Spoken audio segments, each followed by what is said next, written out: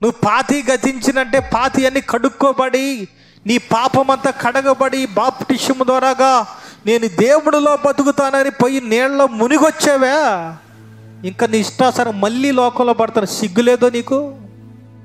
సిగ్గులేని బతుకులు బతుకుతున్నారండి మనుషులు. బాప్టిజాలు పొంది ఇష్టాసారంగా జీవిస్తున్నారు.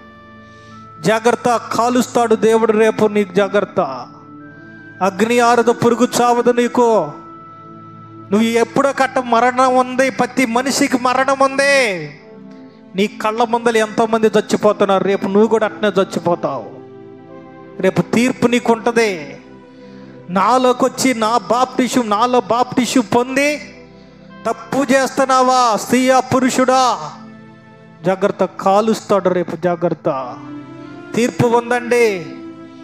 చూడండి, ఎడం పక్క కొంతమంది, కుడి పక్క కొంతమంది నిలుస్తారు.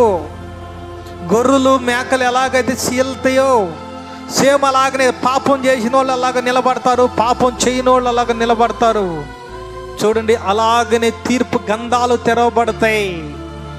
చూడండి, తప్పు చేయకుండా దేవుని ఎతికి దేవుడితో ఉండవాళ్ళేమో తీర్పు దాటి తీర్పులో నిలబడకుండా వెళ్ళిపోతారు. తప్పు చేసిన వాడు మాత్రం నిలబడాలి.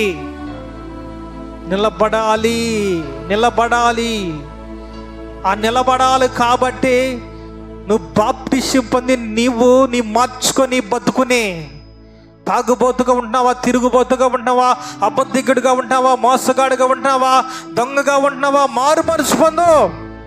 లేకపోతే చచ్చిపోయినాక నీకు అగ్ని కారదు, పురుగు చావదు, అగ్ని గుండంలో పడిపోతావు. చాలామంది అండి లోకంలో లెక్క కోసం తీపించుకుంటున్నారు, దేవుని అడ్డం పెట్టుకుంటున్నారు ఈ లోకంలో. ఎందుకో తెలుసా? ఎందుకంటే అలాగన్నా నా కుటుంబంలో అన్నది నా భర్త కొట్టడనో నా బిడ్డలు కొట్టడనో నన్ను గౌరవంగా చూస్తారనో బాప్టిజం పొందుతున్నారు, కానీ మరలా తప్పు చేస్తున్నారండి. ఈ లోకంలో చాలామంది జీవితాల్లో మార్చుకోవాలి. నీ బతుకుని మార్చుకోకపోతే ఇంకా కాలే. మైక్ శబ్దం ద్వారా కానీ మీరు ఎవరైనా కావచ్చు, ఇక్కడ సెల్ ఫోన్లో, యూట్యూబ్లో, ఫేస్బుక్లో చూసే మీరు ఎవరైనా కావచ్చు, మార్చుకోకపోతే రేపు నీకు నరకము ఉంటుంది. అది కొంతసేపు తీసి కొంతసేపు ఉండదు. నరకంలో పడిపోతే ఇంక అక్కడ బహువేదన, నువ్వు జీవితాంతరం కాలుతూ ఉంటావు. ఇక్కడ కొద్దిగా చూడండి, ఎండ రంగులు అమ్ము ఎండనని ఆ మంటకు అల్లాడిపోతున్నావే. ఏదైనా కొద్దిగా సెకగుంటే చెయ్యి అమ్మో సెక అని చెప్పి అల్లాడుతున్నావే, మంటలో కాలిపోతుంటారండి. జాగ్రత్త. ఈ లోకంలో నీ బతుకు మార్చుకో, నీ కీలు మార్చుకో. ఈ లోకంలో కీస్తున్నందుండ దేవుని బిడ్డలారా, మారు మనసు లేని జీవితం వ్యర్థమండి. నాకు దేవుడు అడుగో దేవుడు అగపడుతున్నాడు, ఇడుగో దేవుడు అగపడుతున్నాడు, ఇడుగో దేవుడు వస్తున్నాడు అనుకుంటున్నావేమో. నువ్వు స్టడీకి నడకపోతే నీ కాళ్ళు విరుస్తాడు. జాగ్రత్త. స్టడీకి దేవుళ్ళు ఉండకపోతే నీ శరీరాన్ని విడుస్తాడు. జాగ్రత్త. అగ్ని ఆరుద్దండి.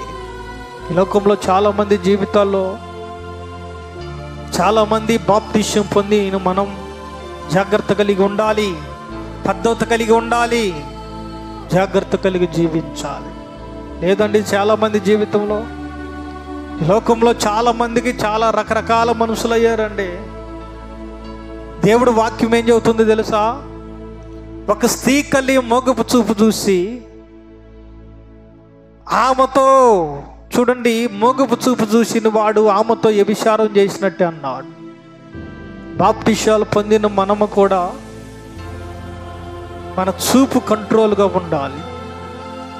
పక్కన మగోళ్ళ మీద చూపు మందపడకూడదు, పక్కన ఆడవాళ్ళ మీద మన చూపు పడకూడదు. జాగ్రత్త. నీ కళ్ళు కూడా దేవుడు పీకేస్తాడు. జాగ్రత్త. సాంసానికి కళ్ళు పీకబడ్డాయి. దేనికో తెలుసా? యామోహంతో కళ్ళుతో పాపం చేశాడు కాబట్టి. పరాయ మగవాడిని కళ్ళు చూసి నువ్వు చూసేవేమో నీ భర్త కాదని, నీ భార్యను కాదని. అలాగ ప్రతి వ్యక్తికి కూడా కళ్ళు పీకేసి అగ్ని గుండంలో కాల్చివేస్తారు. జాగ్రత్త. జాగ్రత్తగా వాక్యాన్ని ఫాలో అవ్వండి. ఈ లోకంలో నీ చూపు మార్చుకో, నీ కీలు మార్చుకో, నీ నడక మార్చుకో, నీ పద్ధతి మార్చుకో, నీ బతుకు మార్చుకో. తీర్పు ఒకటి ఉన్నది. జాగ్రత్త. రాకడ రాబోతుందండి. చూడండి, ఒక ప్రాంతంలో సముద్రంలో నుంచి చేపలు కూడా బయటకు పడి చచ్చిపోయినాయి, తిమింగలాలు పడి. ఆ టీవీల్లో చెబుతున్నారండి. ఎందుకో తెలుసా? సునామీ రాబోయే ముందు ఆ చేపలు చూడండి 2-3 వేల లోతులో ఉండగానే వచ్చినాయి అంట. అంటే సునామీ రాబో ముందు అవి వస్తాయి అంట. సముద్రంలో సునామీ ద్వారాగా రావచ్చు, అంతం కావచ్చు భూమి, లేకపోతే నువ్వు ఏదో ఒక ద్వారాగా మరణించవచ్చు, భూకంపాలు రావచ్చు, లేకపోతే ఇప్పుడు యుద్ధాలు జరుగుతున్నాయి. బాంబులు, ఒక బాంబు తయారు చేశారంట ఒక దేశాన్ని కాల్చివేయటానికి, అంటే ఆ బాంబు వేయటానికి.